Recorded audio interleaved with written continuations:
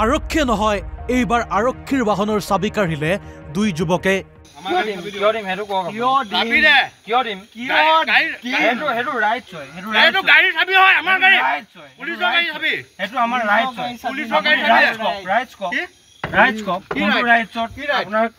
চাবি লবলৈ আছে আপোনাৰ ৰাইটস কক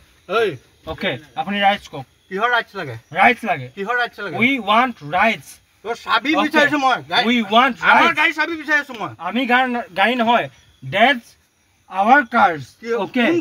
এখন আমাৰ কাৰ্স এখন তহঁতৰ গাড়ী ইটস আৱাৰ কাৰ্স চাবি দে সিহঁতৰ চাবি দে কোনো পধ্যেই আৰক্ষীৰ বাহনৰ চাবি নিদিয়ে দুই মাতাল যুৱকে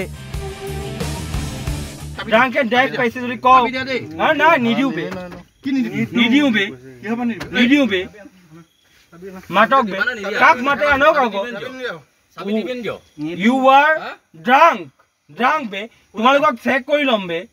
বল চেক কৰি বল মেচিন লগাম বল মেচিন লৈ আনক আকৌ ইমিডিয়েট মেচিন লৈ আনক বে আই ওয়ান্ট ইমিডিয়েট মেচিন বেছি I want here বে আৰক্ষীৰে হতাহতি দুই যুৱকৰ মই ভিডিঅ' ইনফ্লুৱেঞ্চাৰ মোৰো বহুত ভিডিঅ' ইনফ্লুৱেঞ্চাৰ মই মিলিয়নছত ভিডিঅ' ইনফ্লুৱেঞ্চাৰ মই কৰিম নেকি মই এতিয়ালৈকে কৰিব ষ্টাৰ্ট নাই কৰা কৰিম নেকি তুমি চাই লোৱা মই ভিডিঅ' ইনফ্লুৱেঞ্চাৰ হ'ব পাৰোঁ নে নোৱাৰোঁ চাই লোৱা বে ভয় নকৰোঁ এনেকুৱা ভিডিঅ'ত মই ভয় নকৰোঁ তোমালোকে ভিডিঅ' কৰাবে ৰবা তোমালোকক দি দিম ওকে কিন্তু শুদ্ধ প্ৰক্ৰিয়াৰে প্ৰকৃত প্ৰক্ৰিয়াৰে ৰবা এনেকৈ টানি নথবা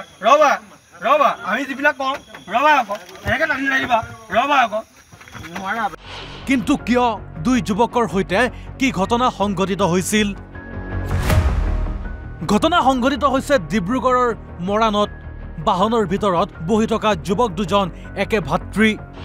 এজন সমুজ্জ্বল গগৈ আৰু আনজন পৰাগ গগৈ অভিযোগ অনুসৰি দুই ভাতৃয়ে শুকুৰবাৰে নিশা মৰাণৰ দিখাৰীস্থিত দিহিং ধাবাত সুৰাপান কৰি মাতাল হৈ পৰে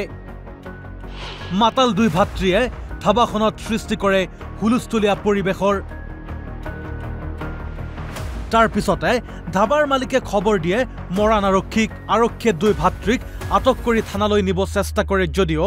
দুই ভাতৃয়ে আৰম্ভ কৰে উদ্ভণ্ডালি আক্ৰমণ কৰে আৰক্ষীক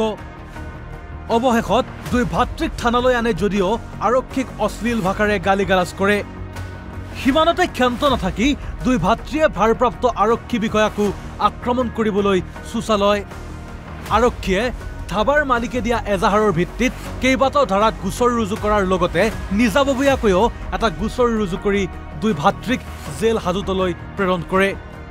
যোৱাকালি দিহিং ধাবাত কিছুমান যুৱকে আহি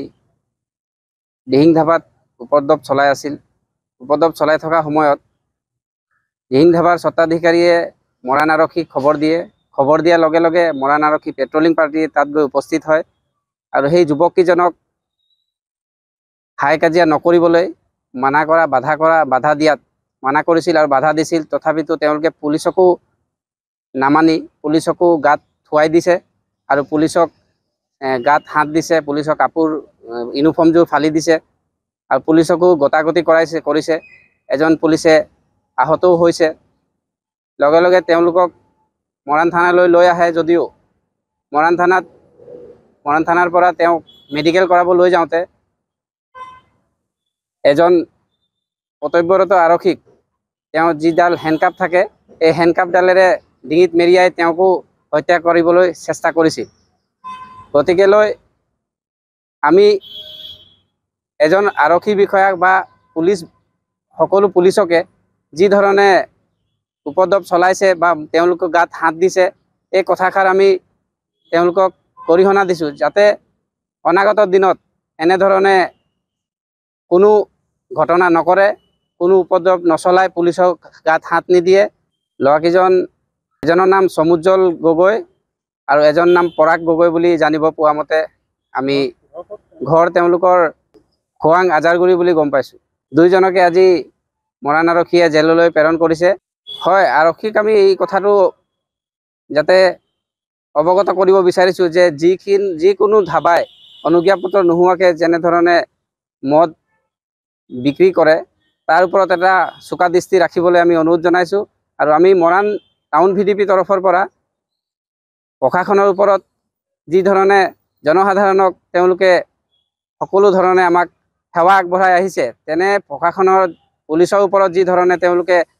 অত্যাচাৰ চলাইছে বা তেওঁলোকক মাৰধৰ কৰা বুলি গম পাইছোঁ, এই কথাক আমি নিন্দা কৰিছোঁ আৰু ইয়াৰ ওপৰত এক কঠোৰ ব্যৱস্থা ল'বলৈ আমি প্ৰশাসনক অনুৰোধ জনাইছোঁ। মৰাণৰ পৰা যুগান্ত দিহিঙীয়াৰ ৰিপৰ্ট, অসম লাইভ 24।